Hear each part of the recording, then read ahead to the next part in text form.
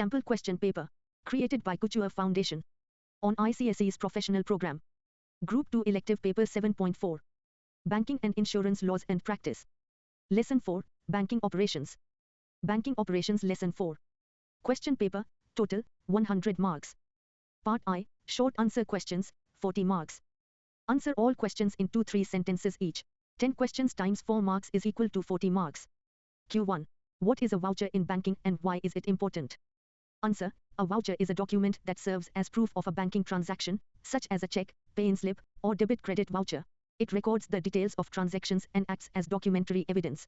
Vouchers are important because they ensure accuracy, authorization, and proper accounting of all banking operations. Q2. Explain the double entry system followed by banks.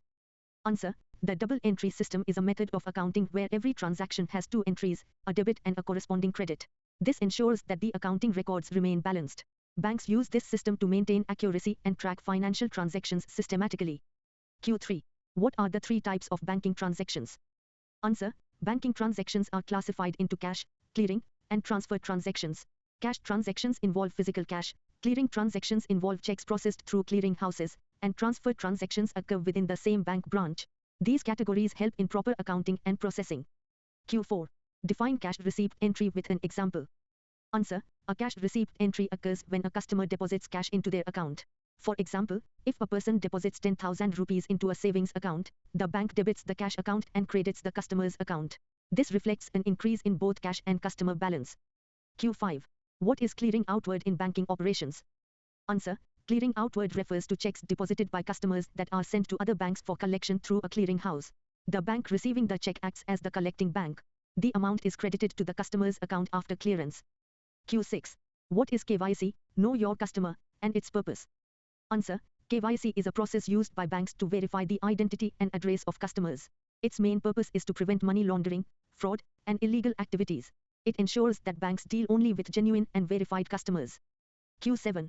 List any 2 officially valid documents, OVD, used in KYC. Answer. 2 examples of officially valid documents are Passport, Aadhaar card. These documents are used as proof of identity and address during KYC verification. Q8. What is a transfer transaction in banking? Answer. A transfer transaction is a non-cash transaction where funds are moved from one account to another within the same bank branch. For example, transferring money from a savings account to a fixed deposit account. It involves debit and credit entries without involving cash. Q9. Define customer due diligence, CDD. Answer. Customer due diligence, CDD, is the process of collecting and verifying customer information before opening an account or conducting transactions. It helps banks assess the risk associated with a customer. CDD ensures compliance with KYC and anti-money laundering regulations. Q10. What is a savings bank account and its main objective? Answer. A savings bank account is a deposit account meant for individuals to save money while earning interest. It allows limited withdrawals and offers facilities like checkbooks and ATM cards. Its main objective is to encourage the habit of saving among people. Part 2. Essay type questions, 40 marks. Answer any 5 questions in 200-300 words each. 5 questions times 8 marks is equal to 40 marks. Q1. Explain the preparation of vouchers and their role in banking transactions. A voucher in banking is a document that acts as proof and authorization for a financial transaction. It contains essential details such as date, account numbers, amount, and nature of the transaction. Vouchers may be prepared either by customers, e.g., pay-in slips, checks, or by banks themselves, e.g., debit credit vouchers for charges, interest, or internal transfers. Before processing, vouchers must be properly filled, verified, and authorized by designated officials to ensure authenticity. The preparation of vouchers follows standard formats prescribed by banks. Each transaction, whether cash, clearing, or transfer, requires a supporting voucher to record the debit and credit entries. In earlier manual systems, vouchers were physically passed and recorded in ledgers. Even in computerized banking systems, vouchers remain the basis for entries, although their physical use has reduced. Vouchers play a crucial role in banking operations. They ensure proper documentation, facilitate accurate accounting under the double entry system, and provide audit trails for verification. They also help in detecting errors and preventing fraud by ensuring that all transactions are authorized and traceable. In addition, vouchers assist in preparing daily summaries, posting to general ledgers, and generating financial statements. Thus, vouchers are fundamental to maintaining transparency, accountability, and efficiency in banking transactions. Q2. Discuss the accounting entries in banks with examples of cash, clearing, and transfer transactions. Answer. Banks follow the double entry system of accounting, where every transaction involves a debit and a corresponding credit entry. Transactions are broadly classified into cash, clearing, and transfer transactions, each having distinct accounting treatment. In cash transactions, physical cash is involved. For example, when a customer deposits 10,000 rupees into a savings account, the bank debits the cash account and credits the customer's savings account. Conversely, when cash is withdrawn, the customer's account is debited, and the cash account is credited. Clearing transactions involve checks processed through clearing houses between banks. In clearing outward, when a customer deposits a check drawn on another bank, the bank debits a clearing adjustment account and credits the customer's account. In clearing inward, when a check issued by a bank's customer is presented for payment, the customer's account is debited, and the amount is credited to the other bank through the clearing system. Transfer transactions occur within the same branch or bank without involving cash. For example, if a customer transfers 2 lakhs rupees from a savings account to a fixed deposit account, the savings account is debited, and the fixed deposit account is credited. These entries ensure systematic recording, accuracy, and balance in banking operations. Q3. Explain the concept of KYC in banks, including objectives and regulatory requirements. Answer. KYC, Know Your Customer, is a process used by banks to verify the identity and address of their customers. It is a key component of anti-money laundering (AML) measures and is mandated by regulatory authorities such as the Reserve Bank of India (RBI).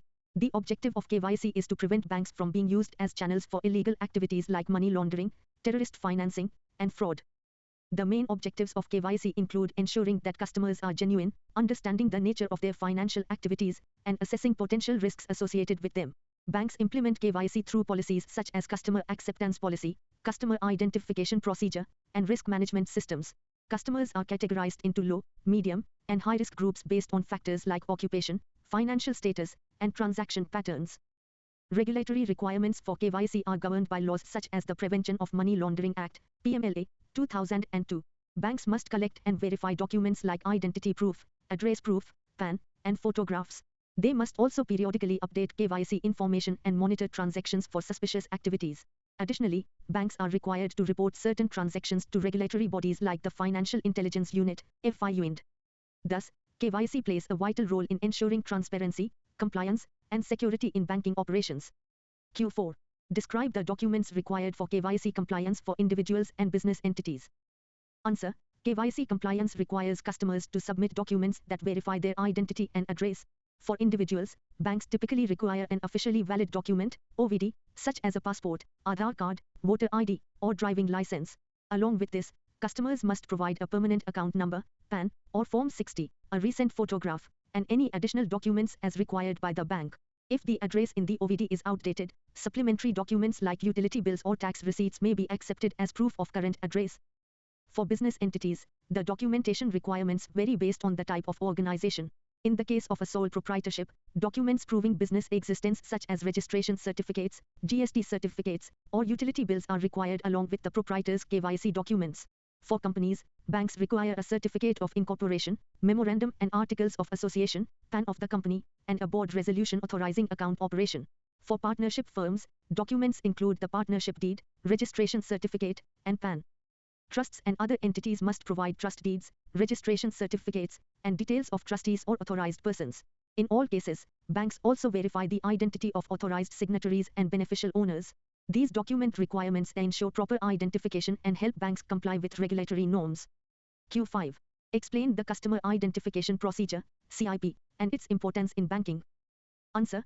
Customer Identification Procedure, CIP, is a critical component of the KYC framework that involves verifying the identity of customers before establishing a banking relationship. Banks carry out CIP when opening new accounts, conducting large transactions, or when there is doubt about the authenticity of customer information. The process includes collecting and verifying documents such as identity proof, address proof, and PAN details. CIP also applies to non-account holders in cases of high-valued transactions or international remittances. Banks must ensure that customer details are accurate and match official records. In certain cases, banks may rely on third-party verification, provided the third party complies with regulatory standards. Digital KYC methods, such as capturing live photographs and verifying documents electronically, are also used to streamline the process. The importance of CIP lies in its role in preventing fraud, identity theft, and money laundering. It helps banks establish the true identity of customers and assess associated risks. CIP also ensures compliance with legal and regulatory requirements under laws like the PMLA. By implementing effective CIP, banks can maintain the integrity of the financial system and build trust with customers. Thus, CIP is essential for secure and compliant banking operations. Q6. Discuss the operational aspects of opening bank accounts, including types of deposit accounts. Answer. Opening a bank account involves several operational steps, beginning with the completion of KYC formalities. Customers must submit required documents, fill out account opening forms, and provide necessary details such as nominee information. Banks verify these details and assess the customer's risk profile before activating the account. Minimum balance requirements, service charges, and terms of operation are also explained to the customer. Banks offer different types of deposit accounts to meet diverse customer needs. These are broadly classified into demand deposits and term deposits. Demand deposits include savings bank accounts and current accounts. Savings accounts are meant for individuals to encourage saving habits and offer interest with limited withdrawals. Current accounts are designed for businesses and allow unlimited transactions without interest. Term deposits include fixed deposits and recurring deposits. These accounts are maintained for a specific period and offer higher interest rates. Withdrawals are generally allowed only after maturity or with penalties. Another type is the notice deposit, which requires prior notice for withdrawal. Operational aspects also include facilities like checkbooks, ATM cards, internet banking, and nomination. Banks must ensure proper documentation, compliance with regulations, and efficient service delivery. These processes ensure smooth functioning and customer satisfaction in banking operations. Part 3, Case Study, 20 marks. Read the case carefully and answer all questions. 5 questions times 4 marks is equal to 20 marks. Case study. A bank branch noticed several unreconciled entries and suspicious transactions in customer accounts. Upon investigation, it was found that KYC procedures were not properly followed, and some accounts were opened without complete documentation. Additionally, errors in voucher entries caused mismatches in accounting records. Questions. Q1. What are unreconciled entries, and why are they risky for banks? Answer. Unreconciled entries are transactions that do not match between different accounting records or are not properly verified. They are risky because they may hide errors, omissions, or fraudulent activities. This can lead to inaccurate financial statements and operational issues. Q2. How can improper KYC procedures affect banking operations? Answer. Improper KYC procedures can result in accounts being opened without proper verification, allowing fraudulent or illegal activities. This exposes the bank to regulatory penalties and reputational damage. It also makes it difficult to track customer transactions and assess risk. Q3. What steps should the bank take to correct voucher entry errors? Answer. The bank should review vouchers and transaction records to identify errors and verify them with supporting documents. Correcting entries should be passed using proper debit and credit adjustments with authorization. Regular checks and staff training should be implemented to prevent such errors. Q4. Explain the role of back office operations in resolving such issues. Answer. Back office operations handle reconciliation, verification, and record maintenance of transactions. They identify discrepancies, correct errors, and ensure proper accounting entries. They also support compliance and reporting functions within the bank. Q5. Suggest measures to improve internal controls and compliance in the bank. Answer. The bank should strengthen KYC procedures and ensure complete documentation for all accounts. It should implement regular audits, proper authorization systems, and segregation of duties. Use of automated systems and continuous monitoring can further improve control and compliance. Trophy Gold Medal Classical Building Woman Student. Test yourself. Q1. Discuss briefly the salient features of savings bank accounts. Answer. A savings bank account is designed to encourage savings among individuals while providing liquidity and basic banking facilities. These accounts can be opened by individuals singly or jointly, and in certain cases by organizations permitted by regulatory authorities. Minors are also allowed to open accounts, sometimes with guardians or under self-operation above a certain age.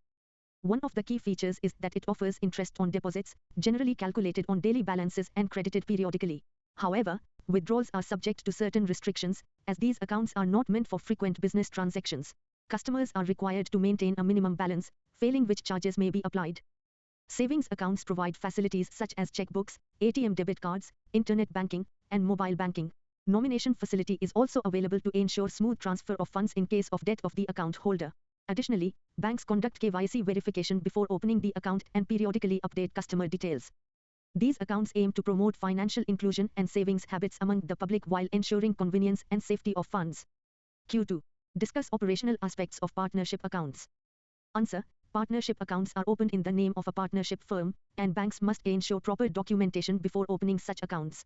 The most important document is the partnership deed, which defines the rights, duties, and authority of partners.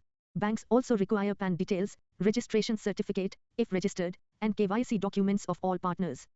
Operationally, the account is managed as per the mandate given by partners. The partnership deed specifies who is authorized to operate the account, sign checks, and undertake transactions. Any changes in partnership structure, such as admission or retirement of partners, must be communicated to the bank immediately. Banks must also verify the identity of beneficial owners and authorized signatories. In case of borrowing, all partners are jointly and severally liable, so banks carefully assess the financial position of each partner. Proper control and monitoring are essential to avoid disputes or misuse of funds. Thus, partnership accounts require strict adherence to documentation, authorization, and operational guidelines. Q3. Write a note on scrutiny of loan applications. Answer. Scrutiny of loan applications is a critical process in banking to ensure that loans are granted to eligible and creditworthy borrowers. It involves a detailed examination of the borrower's financial position, repayment capacity, and purpose of the loan. Banks verify documents such as income statements, balance sheets, tax returns, and business details. The bank also evaluates the borrower's credit history, including past loan performance and repayment record. Proper KYC verification is carried out to confirm the identity and authenticity of the applicant.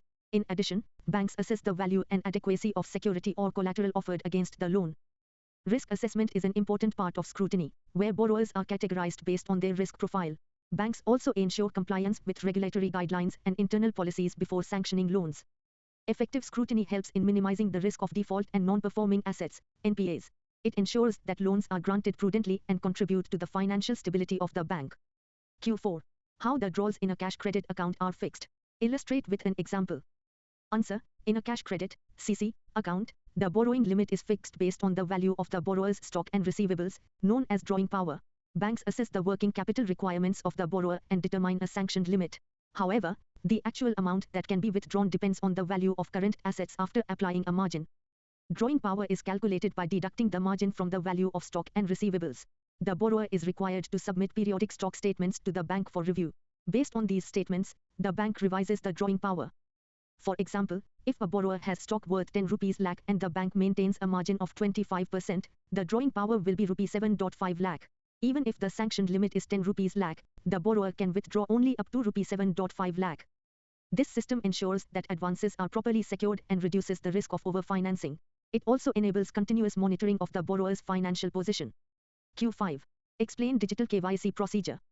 Answer. Digital KYC is a modern method of completing KYC verification using electronic means without physical documentation. It involves capturing a live photograph of the customer along with their officially valid document using a secure application provided by the bank. The process also records location details such as latitude and longitude.